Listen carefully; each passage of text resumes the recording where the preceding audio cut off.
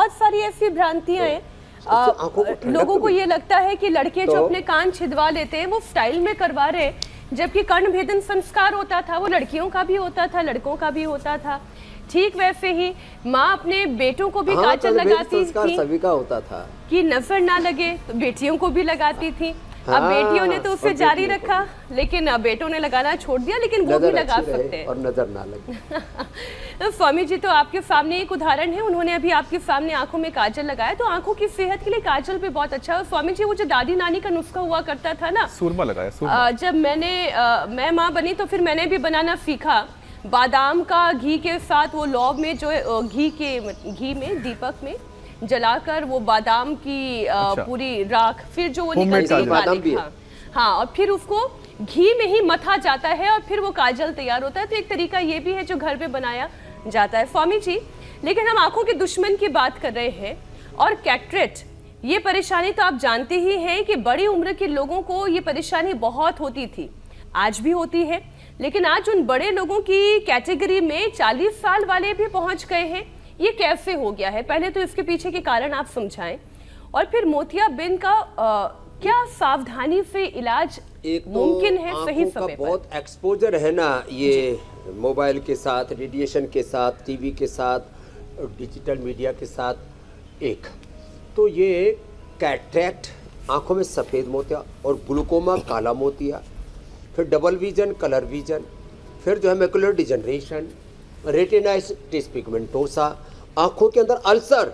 एक बहन है लखनऊ की, रेणु श्रीवास्तव जी, उनकी आंखों में अल्सर हो गया। मैंने उनको कहा आप अनुलोम विलोम करो, उन्होंने अनुलोम विलोम दबा कर क्यों किया, खूब ज़्यादा किया, और आंवला एलोवेरा का जूस पीना शुरू कर दिया। उनको शुगर भी थी और वो शुगर भी कंट्रोल, और आंख का अल्सर भी थी।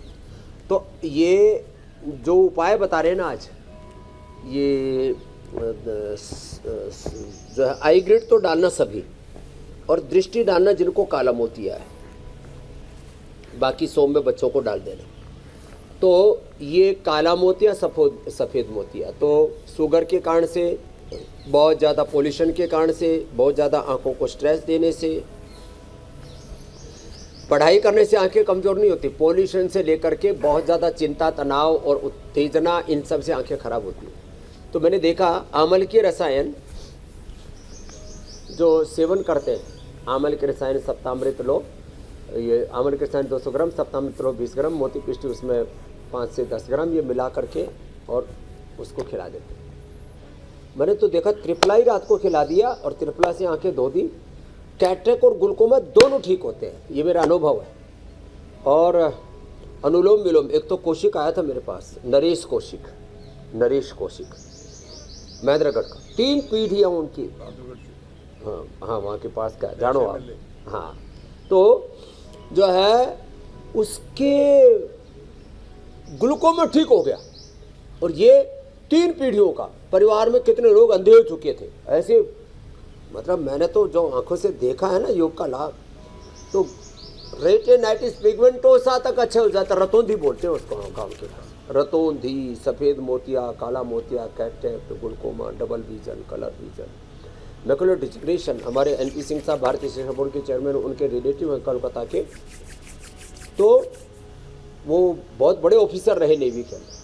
पूरा जो है आंखों की रोशनी चली गई थी, वापस लौट आई। कितने लोगों की, मेरे को तो एक एक करके जब मैं किसी भी बीमारी के बारे में सोचता हूँ तो पिछले 30 सालों के जो उदाहरण है मेरी दृष्टि पर तैरने लगते हैं। और मैं देखता हूँ इतनी बड़ी योग विद्या, अपरापरा विद्या, अध्यात्म विद्या, आयुर्वेद की विद्या, ऋषियों की विरासत होने के बाद फिर क्यों हम जो है इधर उधर की ठोकरें खाते। स्वामी जी मैं प्राणायाम कराऊं उससे पहले एक सवाल आपसे और पूछना चाहती हूँ, और अपना दृष्टिकोण दोनों योग से अच्छा करो। जब आप त्राटक की बात करते हैं स्वामी जी, ये कहते हैं कि त्राटक का लाभ आंखों के लिए होता ही है, तो स्वामी जी ये बताएं कि सुबह की किस समय में त्राटक का लाभ मिलता है, रात को कब त्राटक किया जा सकता है, अगर आप ओपन एनवायरनमेंट में नहीं है, कमरे के अंदर बंद है, तो फिर लालिमा लिए हुए सूर्य है ना जी,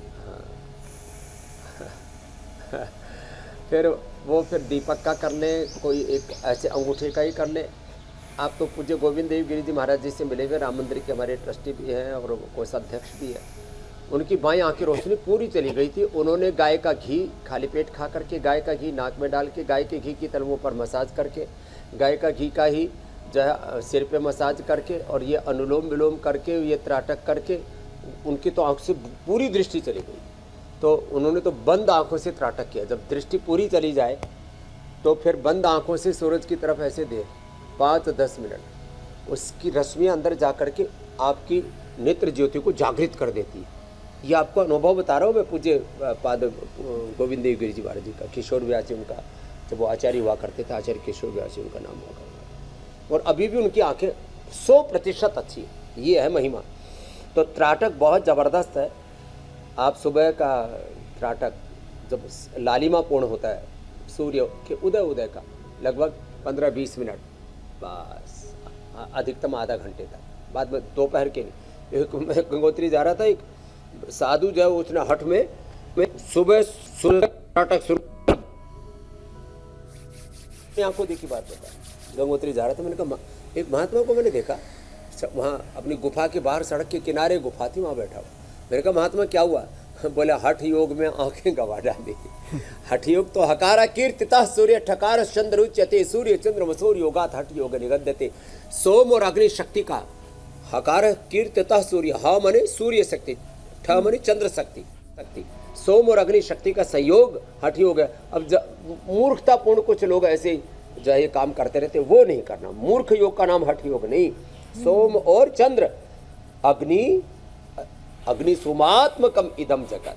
तो सोम शक्ति, अग्नि शक्ति, सूर्य और चंद्र शक्ति का जो ठीक प्रयोग है वो अनुलोम विलोम में हो जाता है। इसलिए अनुलोम विलोम आंखों के लिए बेस्ट है। स्वामी जी, इसलिए तो ये कार्यक्रम हर रोज हम आपके साथ लेकर आते हैं और आपके सानिध्य में लेकर आते हैं मुदिता उपेक्षाणाम सुख दुख पुण्य पुण्य विषाणाम भावना तश्चित प्रसादना, कि कोई अपने जीवन में कोई मूर्खता ना करे।